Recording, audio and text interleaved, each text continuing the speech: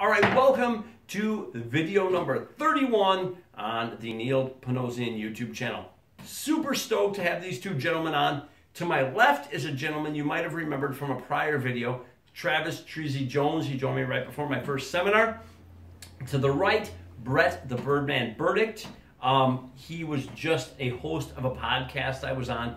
These three gentlemen and myself, well, these three gentlemen, that's all of us, right? All right. There's one in my pocket. One, two, that's all right. No, we keep going. This is how I roll. Okay, us three gentlemen have a standard, and we all bring positivity in our own fashion. Yes, we do. Okay? He does it through bringativity.net.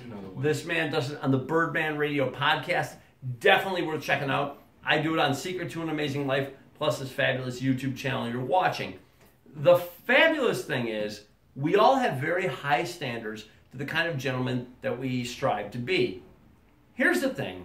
All three of us have missed that standard in the public eye quite often. We have not met and not performed at the kind of standard that we have set for ourselves. I'm sure you guys watching this video have had that moment yourself. Hey, this is not the kind of person I am. And you drop the ball. How do you get back on the horse? How do you stand up and face the people that you have let down? I mean, that's a tough call. And that's what we're here to talk about today. Treasy, why don't you take it first? Without getting into specifics, I know that you have a certain standard. You're the voice behind bringativity.net. You're a great performer, great hip-hop performer. And yet, sometimes being the face of bringativity.net, being the face of Mr. Bring It, talking about bringing positivity, sometimes you don't meet your own standards. Oh, and, absolutely. I'm not judging. I'm not calling you out. I know you don't. But You just tell the facts. you've dropped the ball. I have. So talk a little bit, how do you come back and talk to individuals after you have not met your own standards for the kind of gentleman you expect yourself to be? Well, I'm walking through life the way everybody does. And, you know, I'm walking through life and I see an enemy right there, and so I smash it. And then after that, I see something that's big over my head. And I want to get that so big, so I hit my head on it. And something comes out of it, and I get bigger because of it. Sounds like Mario, doesn't it? That's my whole Mario reference right now. Yeah, it's like a Mario game to me. And my life is like that. And sometimes you get into the things, you go about your life the way it is, and sometimes you make a mistake and you jump a little bit too short and you fall into a hole. Well, I mean, you could just sit in that hole and sit there and suffer, or you can start over with another life and keep on going through the same maze, and eventually when you get to that hole again, you'll be able to make that jump and jump over that hole. And that's one of the principles that my mom taught me at an early age, is that you need to not stay down, because if you stay down, that's how you're defined. But if you get up after that and you keep on going and you keep going with the same energy, then you'll eventually attain your goals. And that's one of the things my mom taught me from an early age, bro. And that's one of the things that I bring to this whole positivity movement, because sometimes you're going to fall off. You know, there's a lot of people that are going to fall off more than they're going to stay on. And they need to be coached just as well as the people that stay afloat do. And so that's one of my missions, is because you cannot give up on your goals to be positive. Even though you're going to stumble a couple of times, you cannot just sit in the hole. You have to start the level over and start over. And that's one of the reasons why it keeps me positive. Your message in your book and your message in your seminars, and Birdman, the way he lives his life and his travel atmosphere and his travel attitude, is the things that gas me to keep going.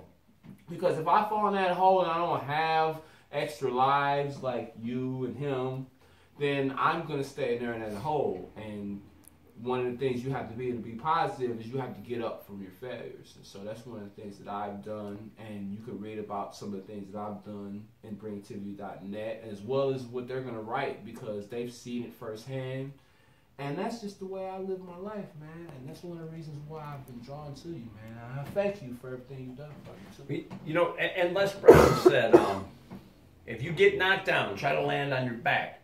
Because if you can look up, you can get up. And, you know, all of us have been, we've been on a high road and through either our own fault or, even the life around us that we've succumbed to, we ended up tripping and falling. We didn't meet the standard that we tried to inspire other people to meet. Now, Brett, you've recently started a podcast, Birdman Radio. I've known you. You've inspired people. You've traveled the country over, and you've been overseas as well. And you try to bring the best out in yourself and in others and try to truly discover what makes them tick. But you yourself, you've made mistakes. And again, I'm not here to judge. I've made mistakes myself. When you do not reach the standard that Brett has set for himself, and now you have to go back and face the world, and you have not practiced what you preached, how do you come back? What keeps you going? How do you recover from such a thing? Well, I look back at some of the advice I've had when I was growing up, and I just remember to keep it with me, and a lot of that was when you ultimately face those situations, you have to look in the mirror.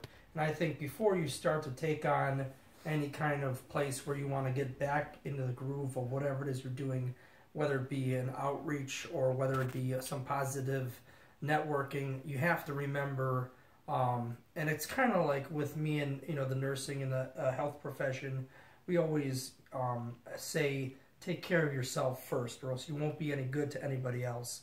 And that falls into the same category. I mean, if you're at a point, and I think it's best to be honest with yourself to know that at some point in time there's going to be something remotely close where you're mentioning about how you're going to get to that point. I don't think any of us has a smooth sailing. We're going to be perfectly fine from beginning to end of life. And getting back to the answer, I think you have to start with yourself. I think when you realize a self-analytical type of mentality and you begin there and you use that as, okay, maybe this could use some fine-tuning. This could be better off if I did it this way, that way.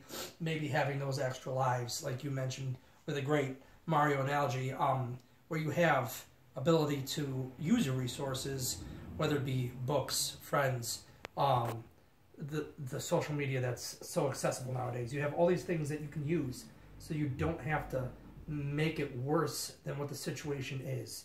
And we were just talking about how you can have a bad situation, but that doesn't mean you have to have a bad life. And I think just reintroducing that into your mindset to help you start to spur off and get a spark. I think that's where it starts for me.